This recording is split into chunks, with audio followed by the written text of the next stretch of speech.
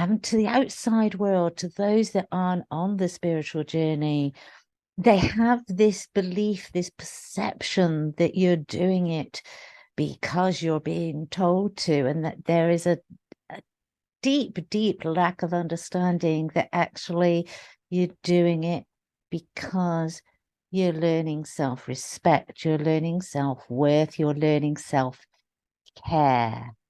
And in that self-care, you have learned about your energetic body and how all these substances affect that energetic body.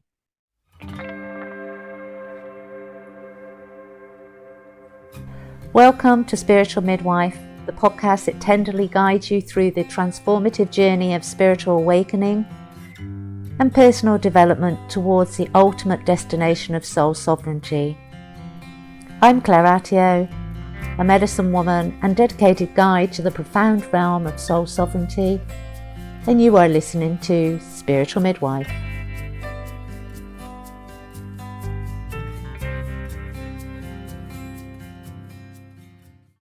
Hello, beautiful souls. In today's episode, I want to talk to you about the phenomenon that happens when you start the spiritual journey, as you progress through the spiritual journey, and what a lot of people that aren't on the journey find difficult to understand. And that is the phenomenon of giving up alcohol, of giving up substance abuse, of giving up caffeine and tea, and to the outside world, to those that aren't on the spiritual journey, they have this belief, this perception that you're doing it because you're being told to, and that there is a deep lack of understanding that actually you're doing it because you're learning self-respect, you're learning self-worth, you're learning self-care. And in that self-care, you have learned about your energetic body and how all these substances affect that energetic body. And it's a really interesting concept. I know when I first started opening up, and I think I was probably about 2 or 3 years in, and I lived in Europe, and I had an absolute love of coffee, real coffee, not the English version, not the American version, but the espresso.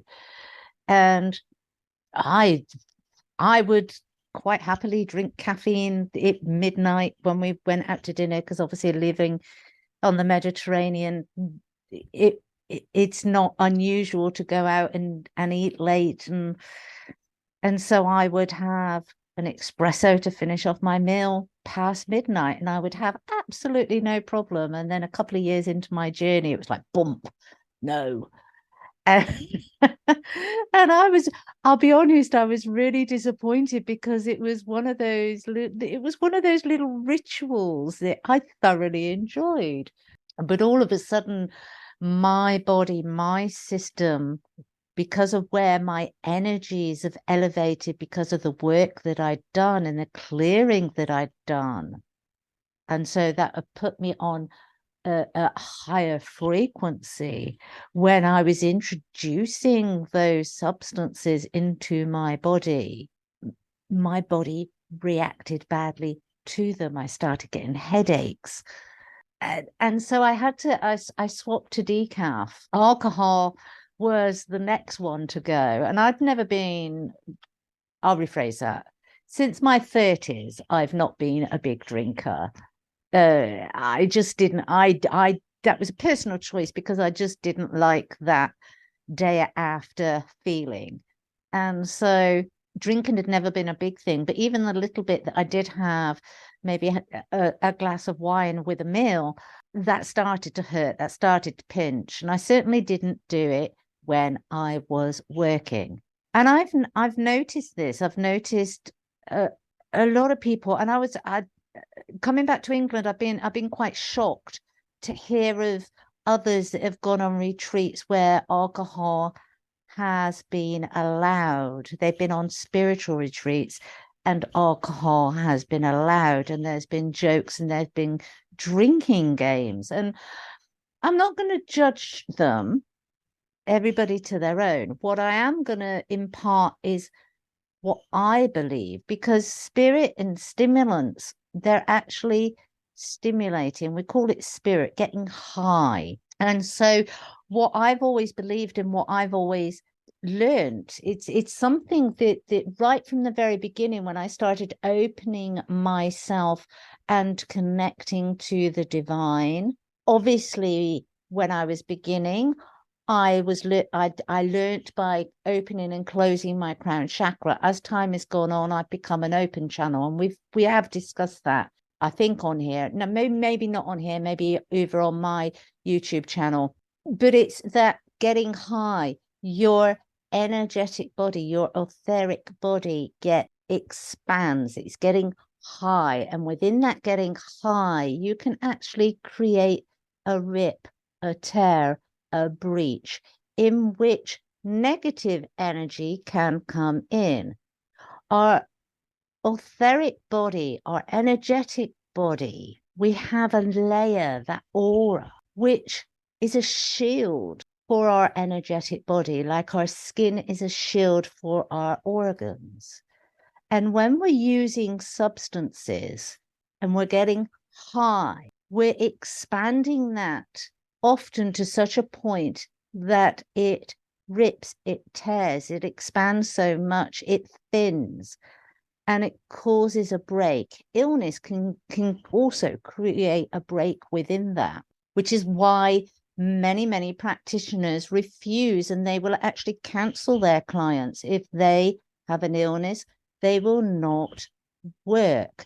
They know that they are not a secure, clean, clear vessel, or have the potential of not being a pure, clean, clear vessel. And so they cancel their clients. These are the responsibilities that we take on when we're working with energy, when we're working and calling in the divine and working with our ancestors, when we're traveling to other realms. There's a huge responsibility, and that makes it sound stuffy, but it's also a natural progression that you just don't want to partake anymore. You don't see the sense in it. You don't see the point in it. You don't see the need in it, but you do as you're transitioning, as you're moving through, and your inner world and your outer world are still not in alignment. You can very often find yourself still with circles of friends that are from your old world, that are from a different vibration. They're not better or worse. They're just from a different frequency, a different vibration, with different sets of values and beliefs and lifestyles. And as you work on yourself and your frequencies change, so your beliefs and values and lifestyle, what you get a kick from, changes. Get those higher levels of consciousness. And when you're not in alignment, you can very often, I mean, I've had it said to me, oh, you're so boring now you don't drink. And I'm thinking, well, I'm exactly the same person. I still have fun. I can still crack a joke. I still get up and dance. I'm just not falling into the trap of having a loose tongue and saying things at the expense of other people. I always think of spirit. Why do we call alcohol spirit? And that connection between the spirit world and what's been brought into our physical world. And when we look at history, I mean, they gave Native Americans, they bartered with Native Americans with alcohol. And you have to ask the bigger question, why? Because you look at the statistics of Native Americans now, and unfortunately, the alcohol rate, the amount of alcohol issues and problems within the communities is massive. One, they took away, they stripped them from their divine connection. They encouraged them to breach and abuse their bodies so that negative spirit could enter, disrupt, corrupt it's massive when you actually look at what's been intentionally done to keep those that have a deep connection with source, what's been done to those that can see, to blind them, to stop them, to bring in a different paradigm so that they can be controlled, and so that the truth can be obscured and manipulated. Throughout history, these tactics have been used and cultures have been desecrated because of it. If you're going on a spiritual retreat and you do care who you're going to be mixing with, what energies you're going to be mixing with, a really good thing to ask, if it's not available on their website or within their literature, is there alcohol permitted on the premises?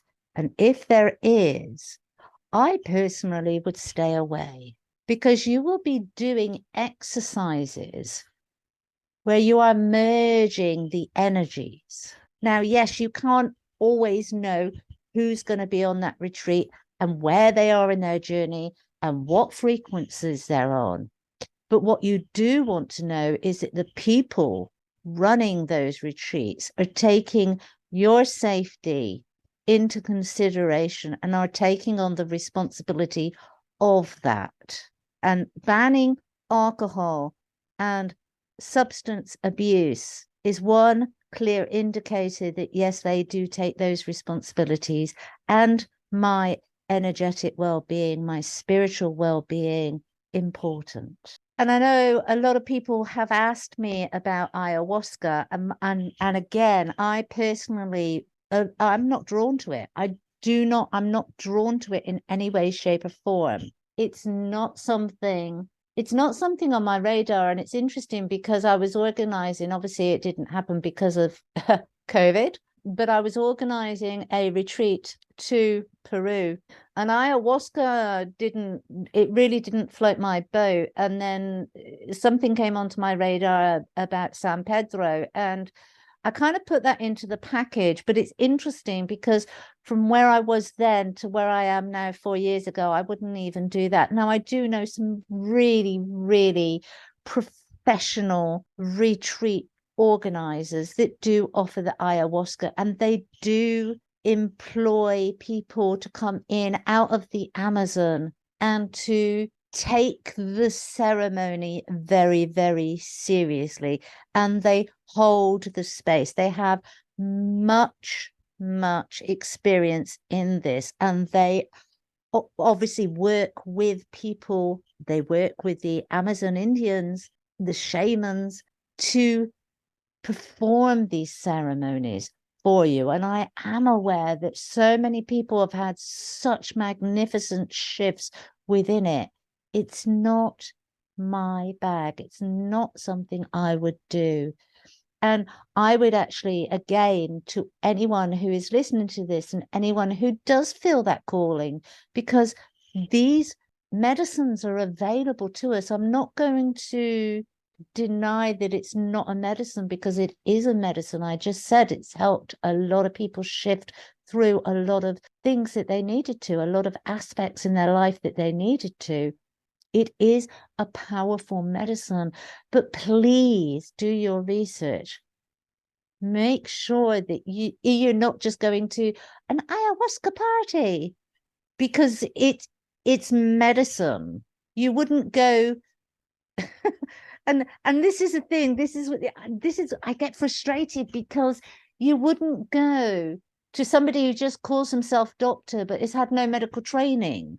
And yet in the realms of the spiritual world, in the realms of spiritual development and doing energy work, people very often do that because it look pretty on the package. Oh, we'll go there, that looks pretty. Oh, I like what they're saying. Oh, they're using all the latest terminology, all the keywords, all the buzzwords. No, do your research. Make sure that the people that you're going to be putting your energetic body into their hands whilst you're undergoing these ceremonies actually know what they're doing. are actually properly trained, are properly initiated into these ceremonies and do the work themselves to keep their bodies clean and clear, so that you know that when they're working with you, they are clean and clear of anything other than the light of divine. Smoking is a good one. This is one, and this is one I've been, honestly, it's one that took me a long time to do. It's listen to your intuition, your body, your spiritual team, your intuition will tell you what steps you need to take next. First of all, it was for coffee for me. Then it was the little bit of alcohol that I had. I mean, even Christmas, I don't think I had anything this Christmas. Last Christmas, I think I had one Baileys on Christmas Day. This Christmas, we had a bottle of non-alcoholic wine. I don't think I even had no, we didn't even have the Baileys. And that it wasn't me going, oh, I can't possibly have that. No. I wasn't denying myself.